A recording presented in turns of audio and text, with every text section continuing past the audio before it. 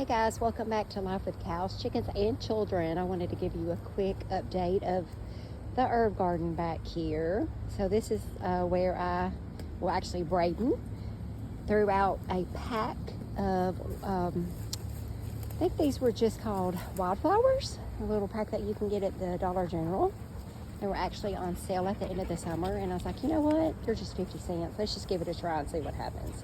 So y'all, they have come back, this is the second year they've come back, and they're bigger and they're a little bit fuller, and they attract pollinators for my don't have garden. But you can see there's a dragonfly right there.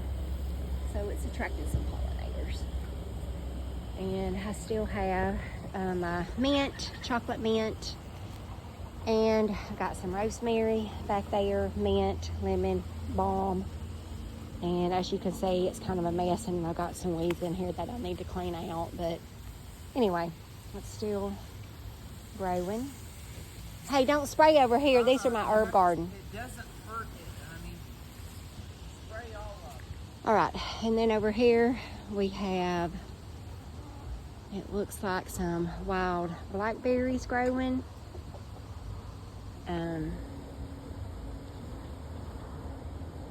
Oh my goodness, that does look like a wild blackberry. That's crazy. And then over here where he's spraying for mosquitoes, because y'all, I get eaten up. I mean, eaten up. When I say eaten up, I mean like, it's bad when the dermatologist has to prescribe me a prescription steroid cream for it. They whelp up and they get huge. But anyway, he's spraying. But these are muscadines, and that's the muscadine vine. It was at the top of the tree, and we had to trim the tree. It fell, and we had to trim it. So y'all, like, all this failed, and now it's just like growing, and I'm gonna leave it because who does not like some muscadines? So that's what that is. And let's see, let me show y'all what I'm videoing. All right, I can't never have a quiet video, you know. It's either my husband or my children. Okay, and this is my garden. Now, I did not go out and buy any plants this year because y'all know I have no luck with that. If it's not the chickens eating it, it just blooms and dies. I don't know why. So this year I was like, okay, let me just experiment. So these are some sweet potatoes that we had, and we have had these since Maddie's cross country sweet potato sale back in November. And today is June the 4th, and we're starting to sprout. You know, they last forever if you don't wash them. But so they were starting to sprout, and I was like, you know what? I'm gonna go plant them and see what happens. Well, 2 weeks later, look at what we got. We got us some sweet potatoes. We'll see how those do. And these are cantaloupe seeds that I just planted in the ground. Well, they're coming up. And then I had a little Roma tomato I was eating, and I was like, you know what? I'm gonna go plant it and see what happens.